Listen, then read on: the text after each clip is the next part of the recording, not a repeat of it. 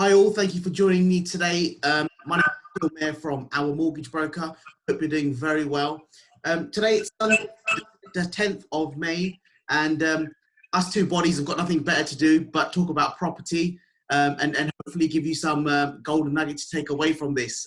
Today I'm joined by Romey Chopra. Romey, thank you for joining me. Nice to be here, Akhil. Thank you.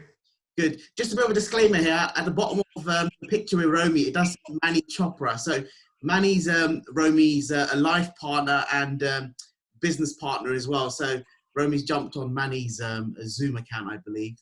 Yeah. I've got to say, Romey, that's quite a striking. I haven't configured mine yet, so I decided to take the shortcut and jump on it. So yeah, no, Manny hasn't had a surgical change, and obviously she looks a lot better than I do. So clearly. So just to let everybody know, it's not Manny, it's Romey, don't worry. No, that's all good. Well, everyone knows you're the numbers guy, right? So it's all good. Absolutely. Good. Exactly. And I was going to say, that's quite a striking shirt, my type of shirt. So are you in the Bahamas? No, I thought, you know what, I thought I've got to try and keep up with you, man. So I thought, let me read the Hawaiian shirt cover and see what I can find. That's perfect. That's good. It's really nice. Really, really good. So, Romey, thank you for joining me. This is something that we've talked about last few weeks that we want to do and put together. You and I speak to each other weekly, if not daily, around property, finance, and basically how we can prosper in our industries respectively. So for those of you that don't know Romey Chopra, as I said, Romey is the husband of Manny Chopra. For those of you that don't know Manny hosts a very good property networking event. It's an independent meet that meets up every second Tuesday of the month, and it's called J6 Property Meet. And it's held at the Copthorne Hotel in Slough. I've been going to the event for the last about 4 years, and I found it an amazing insight into property. They've always got a great range of speakers there. And for me, it's about networking and meeting other property entrepreneurs and building relationships for my own business, as well as educating others that I see in the room. So anybody that's more interested about that, log on to j6propertymeet.com. So that's J6. Romey and I met at J6 as well. So Romey is often attending the event as well, and he supports Manny in that aspect. And we've known each other for about 4 years now as well. We've become really good friends. So we're friends on the social side as well as the business side. And I actually look up to Romey because I'm going to talk about his background, his experience, but Romey is a numbers guy. He doesn't hide behind the wool. He says it as it is. And for him, property is it's an interesting journey, I should say. But for him, he enjoys the challenge, and it's all about the challenge and basically overcoming issues and potential issues in the future. So what I'm going to do is I'm going to give you a bit of a background about who Romey Chopra is, because he's probably not going to sing his own praises. So I'm going to do it for him, all right? There it goes. If I miss anything, Romey, please let me know, all right? Okay, no worries. Romey's background is a pharmacist by profession. So if anybody needs a paracetamol, you know where to go. He is a care home operator.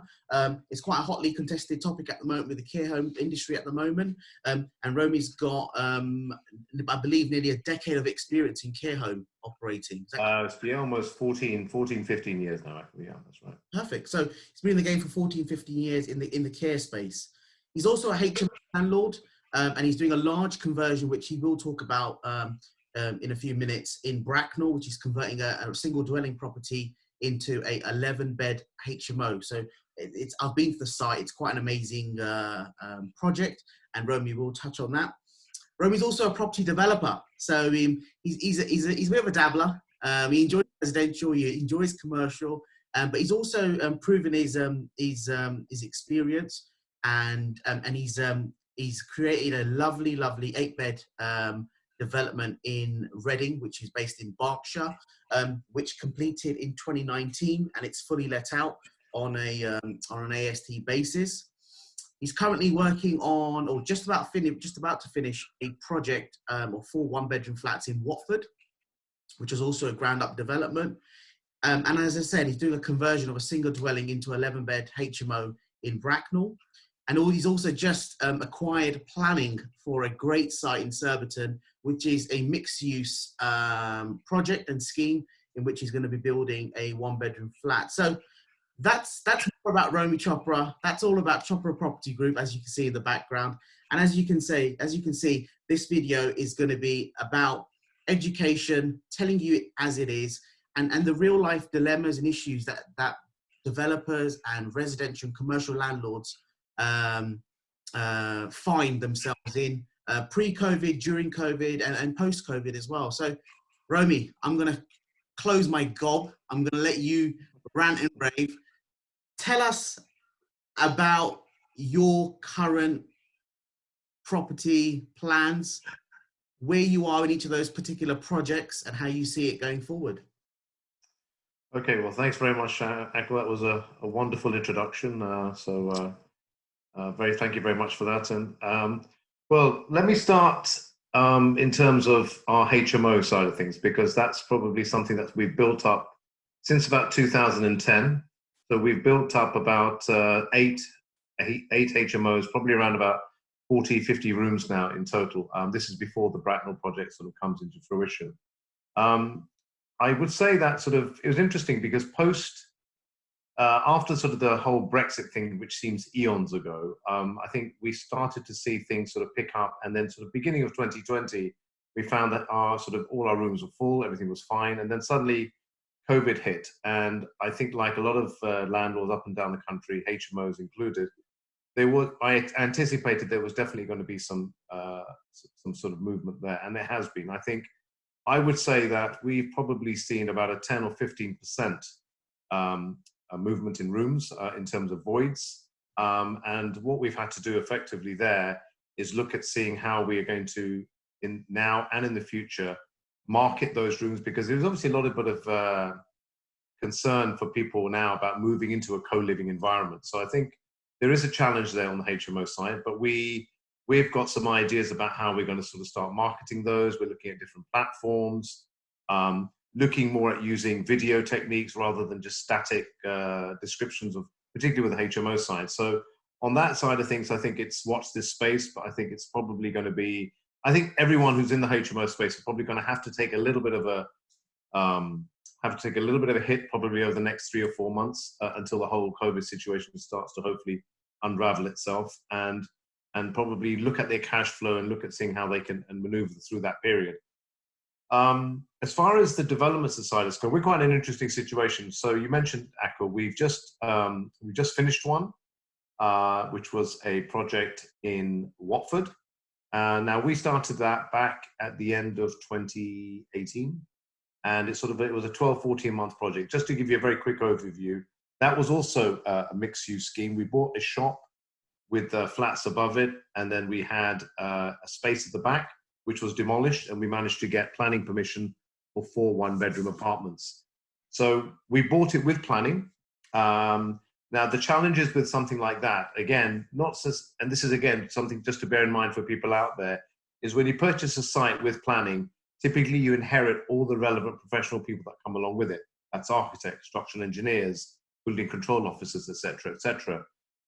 Now, normally that would be fine, and that probably saves a lot of headache, because obviously you've got people already, you can go on the ground running. But unfortunately, in our situation, last year, there's an insurance company which underwrote a lot of the private contractors who went bust.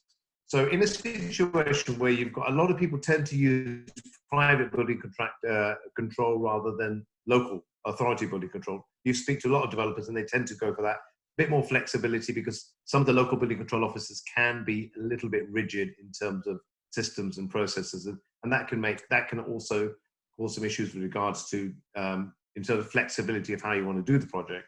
So about halfway through, they informed us that they could no longer perform the building control anymore, and by law you have to then transfer that. It's called a reversion to local building authority. Fortunately, I had a bit of an insight that was going to happen, so I rang up the local officer and I said, look, we need to move this across. We managed to do it fairly quickly. It was about a £1,500 cost to do the reversion process. He then basically, important thing to remember is, whatever happens, every time there was a site inspection, took photos, took videos, uploaded it onto my OneDrive, because he wanted to see all of that when he took over.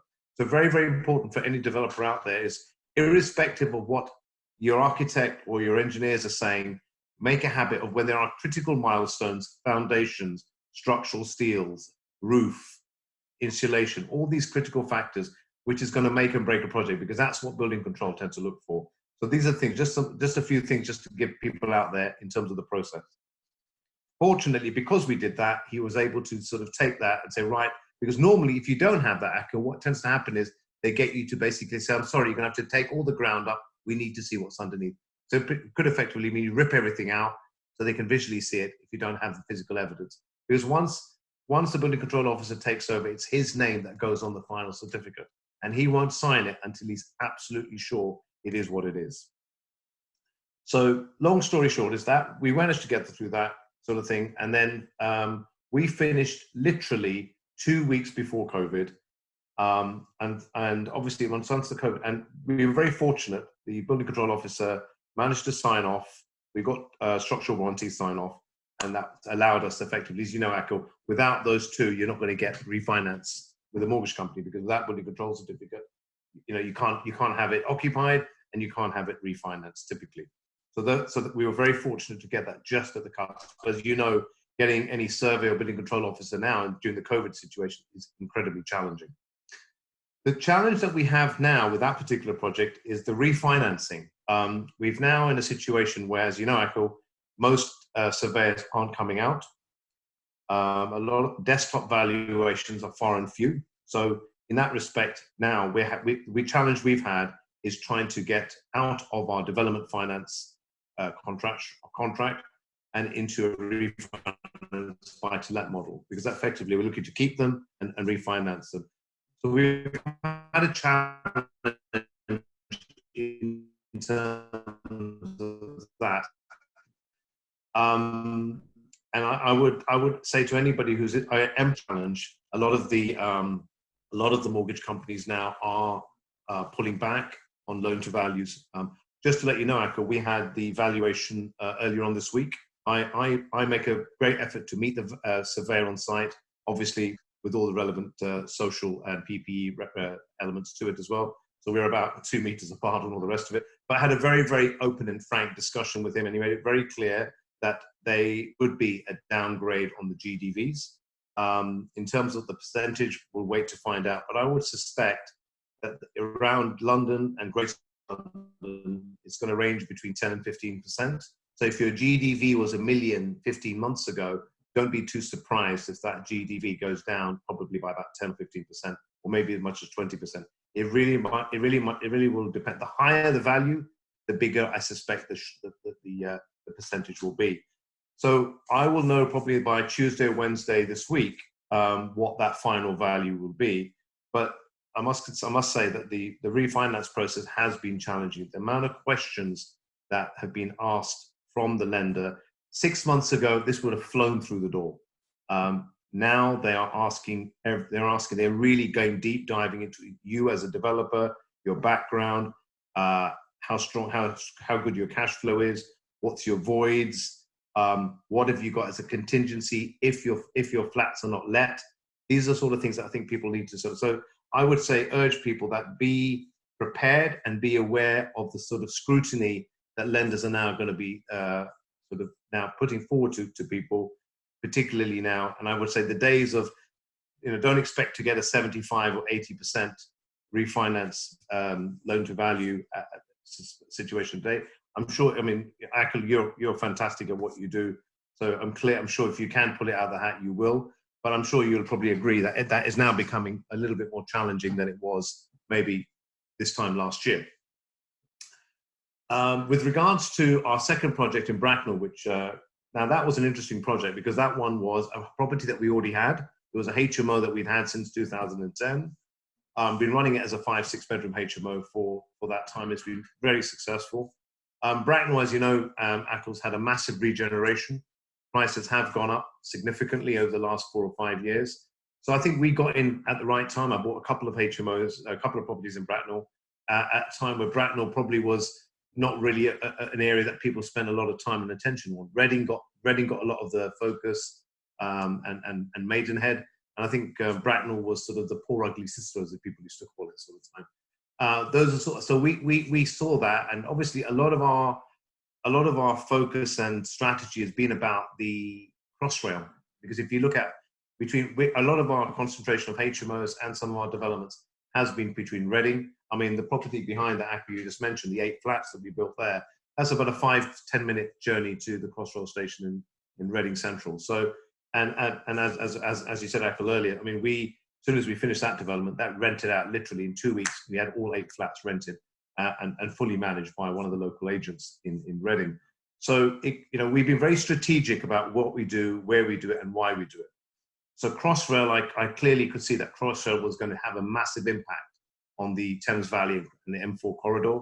Obviously now with the announcement of the 3rd runway at Heathrow, that's also going to, I think, fuel the whole area once again, particularly in Slough. Slough is now going through a massive regeneration and will be probably. And so we've got some projects going on in Slough as well. So going back to Bracknell, that project, we managed to get planning. Interesting as well, the planning was to allow us to extend the property at the back and at the side. It's a conservation area, so we had to sort of go through the pre-commencement conditions weren't too severe, because as long as we kept the front facade the same, and then enlarge the back. And I think you came out to see it, Akhil, I think a few weeks ago, and we managed to get a significant extension to the original property. We had a large garden plot, which we've still managed to use. So in effect, what we've done, got planning, and we're going to split it down the middle and make it 1 6-bed HMO and 1 5-bed. So, as you said, 11, but we're going to separate them out into 2. Interestingly, in our time as a HMO landlord, which we've been doing now for on and off 9 or 10 years, I've learnt about what we've done right and what we've done wrong. And what I'm trying to do now is to use this particular project in Bracknell as a template, particularly more so now with the whole COVID situation. Open space, strong internet connections, because I think it's going to be a lot more home working. We're doing Cat 6, we're doing sort of all sorts of other. So I've got these sort of really fairly clever data guys are coming in and doing all the wiring and all these sorts of things beyond my technical comprehension. But suffice to say, it requires, if you've got 11 people in the house and they all need to have a VPN connection to their company, in ordinary domestic properties, that would be almost impossible to do. So we're now trying to create a situation where we have 11 professionals living in the house. Subsequently, we could create a home working run. And I think that's going to be the future. I think the key thing now is when you are looking to develop a property where there is co-living and or potentially co-working spaces potentially in the future, go back to look and make sure that the whole wiring and the connection of the property, the data, allows you to facilitate that process, because doing it retrospectively becomes very, very difficult.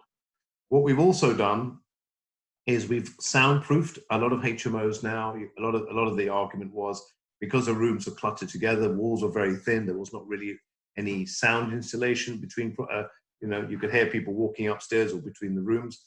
So we've gone to great pains to put a lot of insulation into the property, so it becomes sounds very much sound insulated, air tested. One of the other things, Akhil, I'm also looking at is putting in a HEPA filtration system in our properties as well. I think a big thing now is going to be focusing on the quality of air that people breathe in a living environment and in a working environment. And I've started to see that in other countries. I've got family in Singapore and China and that part of the world, and they've already they're a few weeks ahead of us, and I'm starting to see some of the things that they're implementing in their houses and in their working environment. And I think that's going to start to trickle through here. So I'm looking at that. I like to see how we can do things better. How are you going to attract people to come and live in your properties? And I think people are going to start looking at thinking a little bit more, a lot more aggressively now of the quality of the property they're living in, from a health, safety purposes, as well as all the normal other generic factors that people look at. So Bracknell, as I said, we're about, I would say about 60% of the way through, and I reckon we're probably finishing that around about, if all goes to plan, mid-July, I would say would be our finishing point on that one. I'm hoping, Akhil, by that point that things will have, as far as the finance market is concerned, become a little bit more stable than they are now. Time will tell. With that particular project, as I said, we have created a slightly different, we've refinanced and we've taken out, obviously through your help, in order to fund that particular project. I think the challenges, again, with that particular project we've had is materials, getting hold of materials. I don't know if people know, I mean, just to give you sort of a sense of things, you know, a bag of plaster typically, or a finishing plaster, will typically cost you from somewhere like Selco about £9 a bag. Today, you're lucky if you can pick it up for less than £75. That's how crazy it's come because of the scarcity and because most of the bids were merged. So that's really had a massive impact, so much so that it becomes a situation where people getting hold of materials is difficult. So a lot of the time as well, one part of the issue we had with the project there is other people around, they saw the contractors up on the roof or on the outside. A lot of people, we had complaints from various people. So at some point in time, just to keep the peace, we decided to put the tools down and then speak to the health and safety executive and make sure that everything was fine. So there's been challenges along the way. That's going to impact on time. That's going to impact on cost. And obviously, as I highlighted, on the material side of things. And I think even once the merchants open, Akhil, I think you're going to find that there is there's going to be a lot of catch up. You can imagine, I mean, when B&Q opened a couple of weeks ago, the queue was around the car park. I mean, it was ridiculous because clearly now there are people now just waiting until these things open, but the queues, and obviously in order for them to catch up on that stuff is going to, so I mean, we're putting orders in now of certain items that we know we're not going to get until probably mid-June. That's how forward thinking you've got to look at. Even on the project in Surbiton, we're still waiting for the legal documents, but we've already made a list of all them. So we have to forward purchase, if that makes any sense. You've got to start to think about factoring these into a case, because God forbid there's a second lockdown, you know, and I hope to God that doesn't happen. But you've got to think, we just don't know. So you've got to start to plan these things, particularly with future projects. And Surbiton is something, as I said, so we're in a rather unique situation of having a project we've just finished, one we're right in the middle of, and one we're just about to start. So we're sort of at all different ends of the spectrum in probably the most challenging time we've had as a developer and as a landlord for that matter. But, you know, I think I'm, you know, actually, you know, as you know, I'm a numbers guy. I look at the numbers. I always take the worst case scenario. And I think one has to do that because, as I said right from the beginning, I think, you know, I believe that every single person in the property industry over the next 6 months is going to have to take a bit of a hit. There's no question in my mind, unless you're incredibly fortunate or you have a watertight, iron-proof system. But if you've got, we're dealing with people, and this whole COVID is all about affecting people. It doesn't matter what genre, it doesn't matter where you are, who you are. I mean, for goodness sake, if Boris and Prince Charles can get it, then anyone can get it, as far as I'm concerned. So no one's immune, and you know it's affecting people up and down the country. So statistically, you'll find that whether you have whether it's a 3-bedroom, 5-bedroom, or 15-bedroom property, statistically there will probably at least be 1, 2, or 3 people that potentially could be affected. Now, as soon as you get some affected in one asset, that potentially can have a domino effect. And I can touch on that as far as care homes is concerned. As you mentioned right at the beginning, Akhil, care homes have had a lot of press. It's been a very, very, very sad and difficult situation for a lot of care home operators, many of whom I speak to quite regularly. I have been, with the grace of God, very, very fortunate till now, and that is just all down to my staff who've done an unbelievable job of till now not having a single COVID case in my care home. And I said I owe that 100% to my staff. I take absolutely no credit for that other than giving them the support. Sad, the challenge I've had is that, a lot of care homes, including myself, have struggled to get PPE. So, so I would say that, I am, as a responsible owner, as a responsible landlord, I urge everybody to constantly communicate with your tenants, with your people that you work with.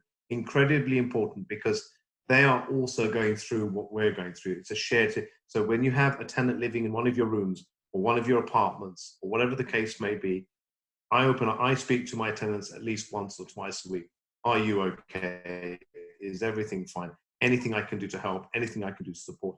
I think that goes a long way, and I think they will thank you for it after this whole situation. I know there's a lot of talk about, is rent going to be paid and all that sort of.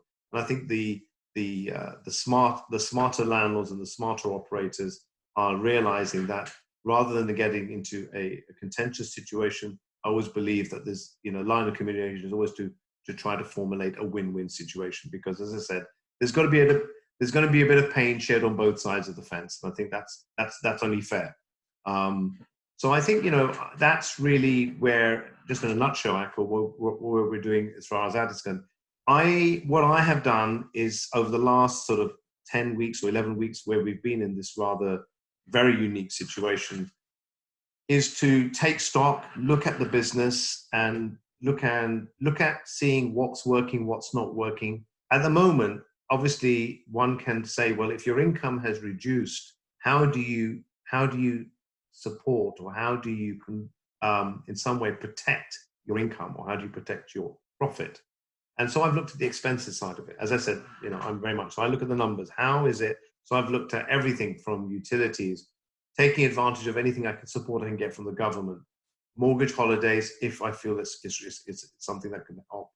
All these things. So I would urge everybody, look at every single asset you have, because there are going to be some assets which will keep their head above water, and there'll be some that will be struggling. And those that are struggling, you've got to work out, how do you look at that and reorientate it, repurpose it, restructure it in order to reduce, because you're not going to, if you can't increase the income, the only way you're going to be able to keep control of it is reducing the costs somehow, some way, as much as you possibly can. So that's what I've been doing. I've been looking at every single asset class we have and looking and seeing how I am able to, in some way, keep the cash flow as strong as possible through this difficult time. So even, I suspect, I've got no crystal ball, but I think that the rest of 2020 is going to be a lot of sort of slowly trying to get things back to some form of normality. I think we're really going to feel the cold chill of the effects of 2020 in 2021. I think 2020, in 2020, I've already written off, Akhil, I'll be very honest with you, because we're all stuck you're stuck in your office, I'm stuck here in my office here. And, it's a very, an alien situation where we can't do what we do naturally and what we do normally. So it's very difficult at this point in time, is what is normal anymore. I don't know what normal is going to be. A lot of talk out there, a lot of suggestions, time will tell.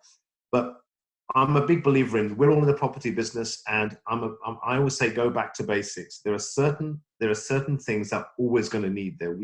Each and every one of us, whether we live in a cardboard box or whether we live in a mansion, we all need shelter of some capacity.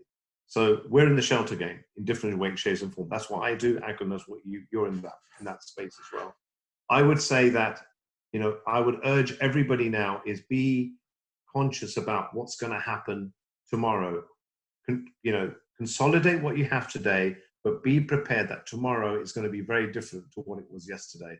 And I think that's particularly case in the finance world. I think banks and lenders are going to be far more selective about who they work with, what type of lending facility they're going to give you. Just to give you an example, obviously, Akhil, you know this already. We use Kent Reliance quite a lot for our HMO portfolios. We've got a sizable credit loan with them. And recently they've reduced their loan to value, correct me if I'm wrong, Akhil, to about 60%, if my memory serves me correctly. Now, for those people who are going to be coming to their end of their 2-year, 5-year term, whatever the case may be, with potentially a mortgage company like Kent Reliance, I'm very interesting to find out, Akhil, and maybe you'll be able to help me on this, is, when you're on a 2-year fix, you come to the end of the 2-year fix, you're on a 75% loan to value product. And suddenly now, they're not offering you a 75% loan to value product anymore. Suddenly they're only offering you 65%. Does that mean you're going to have to dip in your pocket and make up the shortfall? I'm not very interested to see how some of these dynamics work. So unfortunately, in a situation like this, there are winners and losers, and there are some people who are going to be able to come out of this, like in the previous recessions. It's a very different. I think we are going to enter a recession. I think there's no debate on that. It's a very different type of recession, Akhil, to what we've seen back in 2008 and 2009. I still remember the one in 1990, 1989, 1990, 1991. And as I said, I've been through 2 recessions, and I've seen, but I think we're in a slightly different situation this time.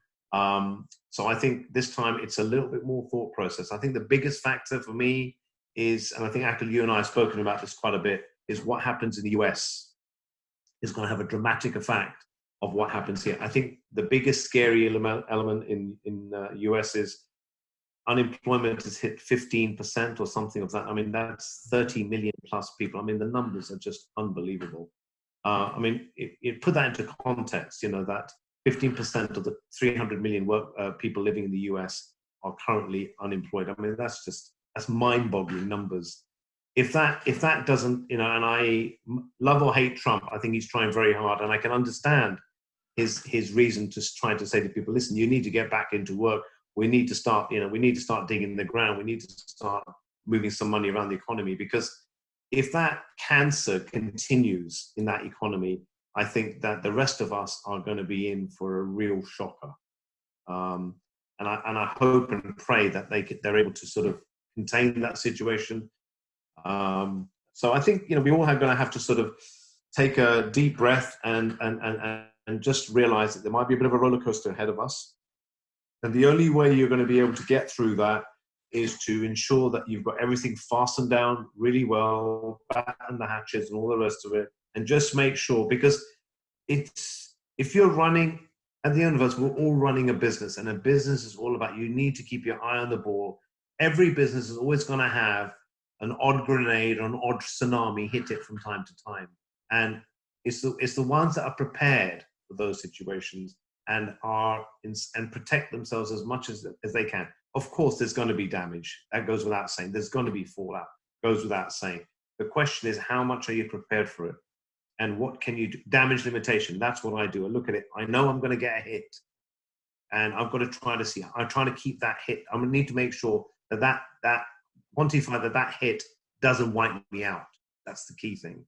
Mm-hmm. Diversification, I think, is another key thing, Akhil, I'd like to sort of say is, well, we're all in the property side of things. And I think the way we market properties, the way we build properties, the way we live in properties, whether it be commercial, residential, or other, I think that I'm starting to look at industrial and warehousing a little bit more virulently than I've done previously. I think that's a very interesting area, and one I would urge everybody to look at that if they haven't already, because I think the retail space is going to be incredibly challenging. But if you see the way we're all now, whether we like it or not, having to do everything online. You and I, Akhil, would normally meet. We'd have a nice sort of mixed grill somewhere of some sort, maybe a couple of pints of the amber nectar going along with it potentially. So we're in a different world now. So today, we're sitting down in our representative offices and having this discussion. And I think that's the world that I think we're all going to have to start to adapt to. And I think it's all about adapting. It's all about adapting, repurposing, restructuring, taking a step back and thinking, okay, my business has done this for the last 10, 15, 20 years. What's the next 3, 5, 10 years going to look like?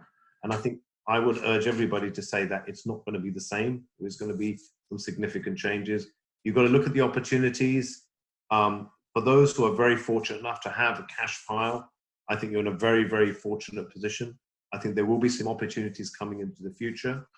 I would say probably 6, 12 months from now, I think there will be some fantastic opportunities that will come along for those who are able to go in there and put a lot more equity into the equation, possibly than the rest of us. I am also now looking at working at JVing and a lot of joint venture partners and other sort of what I call more creative ways of purchasing assets and working with other people. I think collaboration is going to become very key in this game. I think it's no longer a one-man show anymore. I think you're going to find it very, very hard to work on that basis for a number of reasons. So I urge everyone that if you can find people that you can work with, there's trust, there's transparency, and all the other factors that come into any business relationship. It's like a marriage. It's challenging, but you've got to work at it, and it's one of those things that the more you put in, the more you get out. And I would urge everybody in whatever your business is, whether you're a developer like myself and a landlord, I would urge all of you to, as I said, go out and connect with people who are working as a group, working as a collective is very powerful. And I think when you then go to a prospective lender, when they can see, it de-risks many situations. Go in there with a strong business plan, a great power team, a great collaboration, and I think you'll find that you're going to have far more success and you're going to attract some fantastic people in that sort of situation. So, that's where I see things. That's the sort of things I'm doing. On the care side, I think there's some real opportunities. I mean, the NHS now has got so much more focus than it ever has before. I've been in healthcare I worked in the NHS for 15 years. I've worked as a care operator for the last 12, 14 years myself. So I know healthcare very, very well. I've been in the forefront. And I think that there's going to be some really interesting opportunities in that market space, because the government are throwing everything in there bar the kitchen sink to keep the NHS now has become the absolute darling for everybody, and rightly so. I think, it's a phenomenal institution, but we all take it for granted. We all do. We're all guilty of that in some way, shape or form.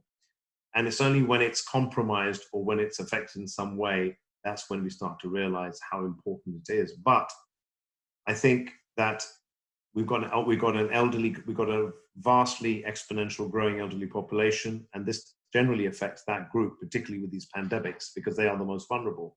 And I think there's got to be areas and ways which I'm working on at the moment, Akhil, looking at ways and means where I can utilize my experience as a property person and leverage that with my healthcare background, because obviously I'm a CQC registered and a care home operator and a developer and a landlord. So I think that's an interesting mix to have in this particular time. And I'm looking to explore that a little bit more.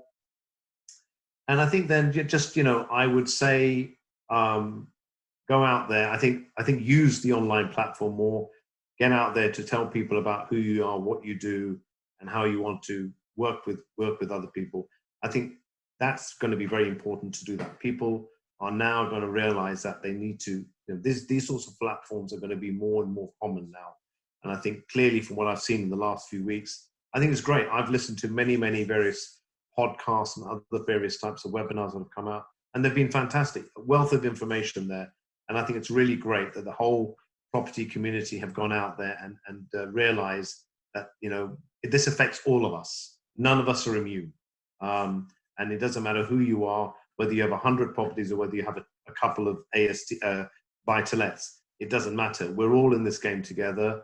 And, if the market, hits us, it's going to hit us all. And sometimes the bigger you are, the harder you fall. So I'm in no illusion, and none of us, as I said, should be in that respect. I think it's important, and it's great, Akhil, and I applaud you for doing this type of platform to hopefully educate and help people go through this, I think, immensely difficult time. As I said, I've been doing this for a long time, but I'd like to sort of leave sort of a note to say, look, this is hard, this is difficult, but I would say remain positive, because if you've got your ducks in a row, if you know your business and you've got it under control, you'll get through this, as far as I'm concerned. The key thing is, yes, there are going to be some difficulties, there are going to be some challenges, but that goes with every business, right? Typically, as I said, this is a unique one, but I think the banks are in a slightly different situation today than they were previously. In the previous recessions, it was a slightly different dynamic then. I think I applaud the government for throwing everything they can to try to help the unemployment situation. I think the whole situation of furlough, statutory sick pay, the business bounce back, the business interruption, I think has been warmly received. And I think, of course, let's not be under an illusion. We're going to have to pay this back, and we're going to pay this back and then some. So again, remember that there's no free lunch. Nothing comes. Don't think of this as a freebie from the government in any way, shape, or form, because they've emptied out their piggy bank and the rest, and all these other relevant measures that they've done, we're paying for. So don't be under any illusion that it's free money. It's not. I think Akhil, you and I have already had this discussion. I think that whether we like it or not, indirect taxation, one way or the other, is coming. It has to. It has to. As I said, you know, you're a numbers guy. I'm a numbers guy. Akhil. That's the only way you balance the books. There's, you know, there's no sort of bottomless pit. You can quantitative ease as much as you want, but somewhere, somehow, it's got to get paid back. And unfortunately, it's us who pay our taxes. That's where it's going to come from. So I think one has to look at the horizon about what's going to happen in the future. But, you know, don't lose focus. If your business is, if you've got a sound business, you know, make sure you just keep on doing what you're doing and look and see, because there are going to be, you're going to have to modify, you're going to need to change. Every project I do now, Akhil, I look and seeing that we're now building for a new world, a new thought process, a new type of end user. And their wants and needs are going to be very different to what they were maybe 6 months, 12 months, or, you know, ago, or even longer.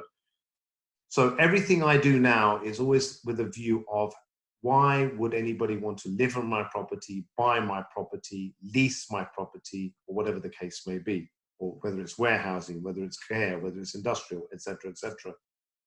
On, you know, you mentioned about, you know, I'm just doing a project in Surbiton again, retail, you know, and people say, well, why would you buy something that's retail? Well, first and foremost, I've bought in an area which I think is a very strong area. It's very close to a station, 10, 15 minutes to Waterloo. For those that know Surbiton, it's a nice part of the world. What we've done there is, again, the end commercial space will be a space which will have no business rates attached to it. So having something which is business rate exempt under the small business rate exemption scheme will attract a much larger audience of people, because it's, you know, oh, right, I'm going to get Surrey-based office, I'm going to have parking, and I'm not going to have to pay business rates, I'm going to pay reasonable rent. And you've got to look at it from that perspective. Look at it from your end user. Why would they want to move into that premises? Because you've already helped them underline all the areas where you're helping them. Because when it's a startup business, by you taking away all the stuff that potentially can hemorrhage a business, because when you dial state one, you know what it's like, Akhil, with any startup business. As soon as you walk in, you still got to pay electricity, you still got to pay rates, you still got to pay this, and that's before you've made any money, right? So I understand that as a business person, that you've got to always look at the other person and understand what challenges they're going to face. And if you say, well, listen, I'm going to help you eliminate some of those, or certainly help take some of those away, you're going to have statistically a greater chance of getting that person to come into your and pay for working your asset. So I hope, in a nutshell, I sort of covered you in an overview, Akhil, in terms of what I'm doing, my thought process, where I'm working, and hopefully looking to create a plan where I'm reviewing it every 3 months. Whatever I discussed today, I look at back and say, what does it work, and what's working, what's not working, tweaking it. So I would say that anything you do now may need to be tweaked and changed as you go along, because we're going into a complete unknown. Nobody today knows what business is going to look like, you know, this time next year, or, you know, April 2021 or May 2021. I don't know.